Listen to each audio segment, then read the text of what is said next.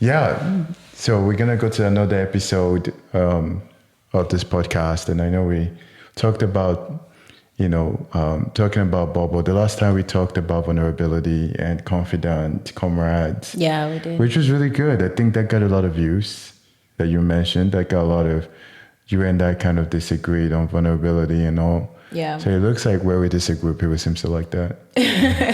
Let's try to agree some more than disagree. Yeah, disagree. Maybe we should not agree too much. But now we're going to be talking about staying in your bubble. Yeah.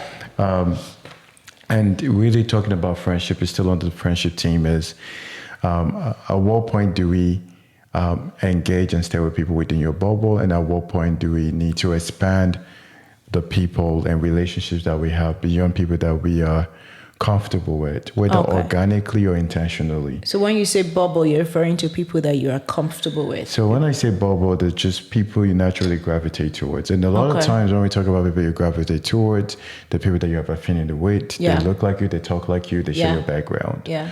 And some people are comfortable with that because it gives them safety, it gives them a sense of comfort. That's true. But at what point do we tell ourselves that we need to expand our horizon and challenge our thought process and invite other people, right, that we do not fully share a lot with and welcome them into our home, our lives, and things that we do? Yeah. I'm thinking about it as you're speaking. I think ideally, I should say that I need to break out of my bubble. Yeah. But if you're thinking let me ask you this question. Is it from a friendship perspective? Yeah. Like your close friends? Yeah, people that you invite as friends, that you do life with, that you connect with. I think you and I, we've had a couple of invitations, right, in the past from people. Certain people is so easy. You don't think too much about it. You say yes. Yeah, come hang out in my house. And then I've told you somebody invited, and then you're like, what do they do? Oh my God, they're Sikhs. Why are you putting me on the spot? No, we start evaluating them, which I think is a beautiful thing to open up our lives to. Yeah, I think that just goes with my personality, and I need a lot of work to do in that area. I don't think my personality is ideal. I prefer not to have social gatherings. So if I have a social gathering, I need to know who is coming into my social space and why. But to answer your question, I do think that ideally it's best to have friends, a community of people around you that's diverse, right? That's ideal. That's the ideal state. Yeah. But in the realistic space, I like to be realistic and not just speak from an ideal world. Yeah. That doesn't happen often. No. Right? Not even in the Christian faith, not even in the church community. Yeah. In the church community, we would like that. We push for that. We are intentional. A lot of times you have the slogan. We speak about it. We talk about it. But doesn't mean that it happens. Even in the church community that is very diverse, everyone has their pockets. And personally, I don't see anything wrong with that. Yeah. I feel like we should be intentional to network and build relationship with people of diverse group, but still you should have your close network of people that you are connected with. Now that could be diverse, that could be not. And the diversity is, if it happens, it happens. If it doesn't happen, don't force it. Yeah. I don't believe in forcing relationship to happen just because I want diversity. You don't force it. We're not talking about forced inclusivity, but there's an intentional inclusivity, which you don't force it. But I do think as we grow... What does intentional inclusivity look like? Meaning that there's a time where there are people that you know organically, you don't have a lot in common. Like some people go out, they play golf, right? Mm-hmm. I'm not that excited about golf. Yeah. However, if you invite me, I would love to learn. Okay. And naturally people will pick, I want to pick those who play golf because that's where I feel comfortable with. Intentional inclusivity also means that the people will be outside of your space and your sphere. And a lot of times there's a barrier and walls that is difficult to climb. Absolutely, and it could be the accent, it could be the background, it could be where they come from. Yeah. But what I'm saying is that, first of all, make an attempt before you shut down the opportunity to engage. I get that. I say yes, we should make an attempt to reach out to others of a different group. Yeah. But what I'm saying is, after you've made that attempt, and that should be an ongoing process. After you made that attempt, the people that you're going to have in your inner circle, we all have inner circle, your go-to, it might not be diverse. You don't have to force it. Yeah, You don't have to force it to say, hey, my inner circle is made up of, so we're black, we're Africans. Now we have 5 Africans. We must go find a non-African to bring into this circle. We must. Diversity is our strength. Yeah, we don't have to do that. I'm not sure there's that aspect of, there's a sense of security and safety with people that you have around, mostly because you share. You share so many things. You can call them up. And exactly. say, like, we have kids. And that's okay. And that happens everywhere. Babe. We have kids. We can drop our kids in somebody's house and say, because we have that mutual understanding. But what I'm saying is, for us to fully engage those around us, if your neighbors and people around you don't have that affinity, we have a sense of responsibility to go out of our way to engage those people. And I do believe that's the best way, because we are naturally comfortable. We find people that we can align with very quickly. Yeah. But when we make effort little by little, we pull down the walls when we get to know people. That's true. And I kind of make an example before of how a lot of times you see 2 kids, and let's say those kids have been incriminated in court, or you hear about them. Yeah. And one of those kids you know very well. Yeah. Your first reaction will not be, oh, those are 2 criminals. That's true. Because there is a level of relationship, there is a proximity there. Yeah. However, if those 2 people and you hear they're incriminated for something, you don't have the background story, you don't have the information.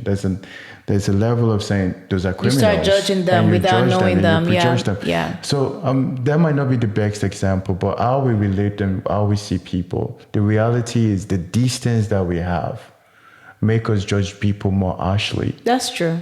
And for us is when we have an opportunity to live where we live in a great country, we live in America, that's giving us the opportunity to meet different people. And then I take pride in that. Yeah. And for me, I'm like, there's so much beauty around us. I mean, not from a place of, we need to force integration and inclusion. But for me, it's more of, there's so much to learn. There's so much to explore. Yeah. There's so much to understand about your neighbors. But I do like your perspective, though. If there is a pushback and you make an effort and those people are not reciprocating that relationship for different reasons, because as you are trying to pull down walls, you need to find like-minded people who are intentional to pull down those walls as well. You just said what has been on my heart. You need to find people of like mind.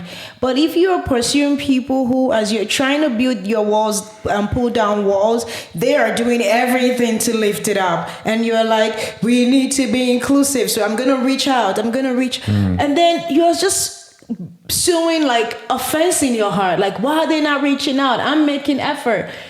You know what I mean? So I feel like you just said what has been on my mind. You need to find people. We need to find people of like mind who are also wanting to break down their walls and invite a relationship, and not just romantic relationship, friendships has to be mutual. Too many times I've seen like friendship being one-sided. Yeah. And so many, I can't even count. It's like, oh, I did this, but this person did not do it. Did you take a step back and ask, does the person actually care as much as you do? Do they share your heart? Do they share the heart that you have? Yeah. If they do not, and you keep making the effort, take a step back and say, maybe my effort can go to those who actually care. Your heart posture of trying to build relationship is great, but make sure it's mutual and don't pursue friendship to the extent that you start taking offense. That's good. But for me, it's more of the fact that even all we can do is, if you desire it, just to find one family, one group of people that will ignite your interest outside of your comfort zone. I know. So like you have your core people already. You have those people you hang out with, you do life with, you go out with. Yeah. And, if every birthday party, there's nobody new that is showing up at your birthday party, then you should I don't know about evaluate. that. I don't know about that. What if I don't want to evaluate? What if I'm fine not evaluating? Evaluate. I don't want to evaluate myself. How you're expanding your reach of the people that you get to meet. Why do I have to expand my reach? With. Now this is a personality thing. I don't want to expand my reach. My reach has been reached enough. No, your reach I am is so good in my reach right now. it's really breaking. And honestly, too, as we kind of where we live, as we're engaging different people, meeting people on a regular basis, there has to be that desire. I have a desire because I have Don't an get me wrong. I interest. don't disagree with you. It's just a Yeah. personality thing. But I think we get back to personality as a way to dismiss, like, this is my, it's kind of like people saying I'm an introvert, and then they basically dismiss so many other things and not make any effort. So a lie, don't go back to It's the a point of lie. saying I it's feel my like I'm being personality. picked on right now. No, not you. No, I'm just saying I've heard people make a statement and say, because I'm an introvert, because I'm this. Those are excuses, though. That should not exclude us from just being humane, just for humanity's sake, just for Yeah. a responsibility and a duty. Yeah. No, Even you're as right. people, You're as right. people of faith, that we love God, we're passionate.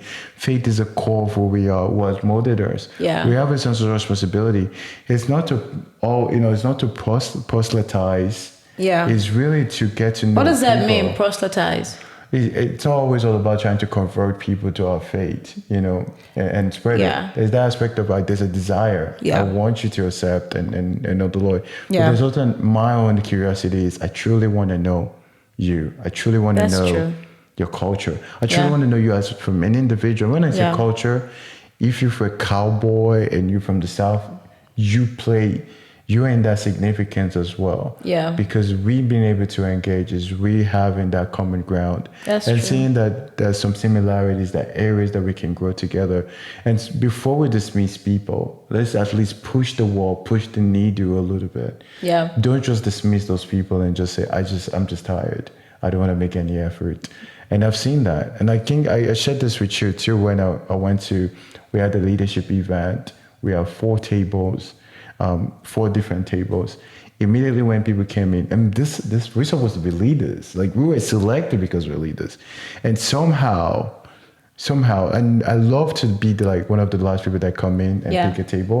But what I noticed was people just gravitated towards the table. So I was I was the first to get to a particular table, and I sat down there, and I wanted to see if people were going to sit with me, and naturally, and I found my table to just become predominantly, or just not predominantly, just all the black leaders just came to my table to say, get to know me, introduce. Yeah. The other table, there's an affinity towards the LGBTQ, on the other table.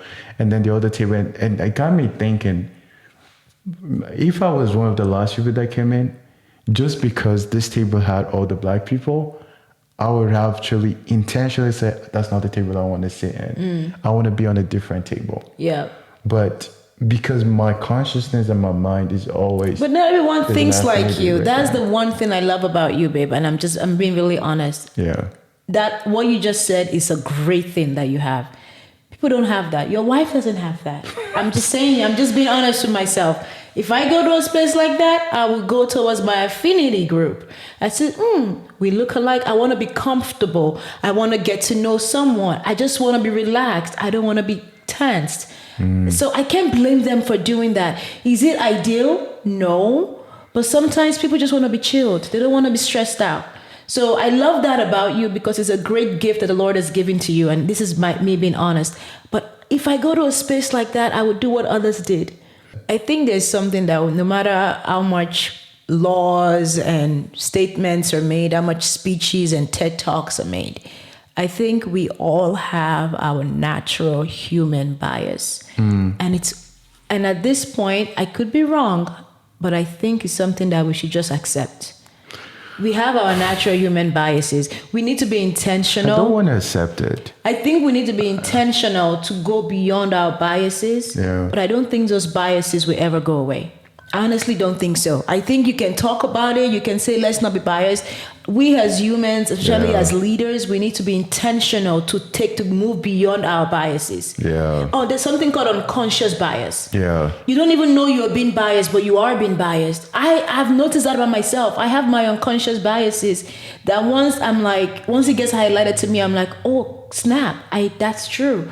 But there's nothing, no matter how much speeches you have, there's nothing you can do to shut it even down. when I make effort to, it's always like I have a price to pay because I'm going to other I people's think you have a world. cross to bear. A cross to bear. And it's the cross that the Lord is giving to you because he's giving you this heart for people. You have a loving heart for people. You love all people. I can't say that about anybody else, but I know you love all people, all cultures. I don't care what you look like. I don't care what you do. You love all people. That is a gift that God has given to you. People don't have that. A lot of people, let me not say people don't have that. A lot of people don't have that. I've seen very few men who have that. You understand? Yeah. So for you, it's a cross to bear. To everywhere you go, you are being intentional to reach out to others. That's why you have this goal of building bridges. Yeah. That's your call. And God gave that call to you. But just because you have that call, don't expect me to have that call. But know that because I hear you, I want to be more like you. Yeah. I'm inspired by you because left to me, I love my bubble and I want to stay in it. And nobody can tell me to leave my bubble, but God pushes me through you. And I'm like, okay, God, I hear you.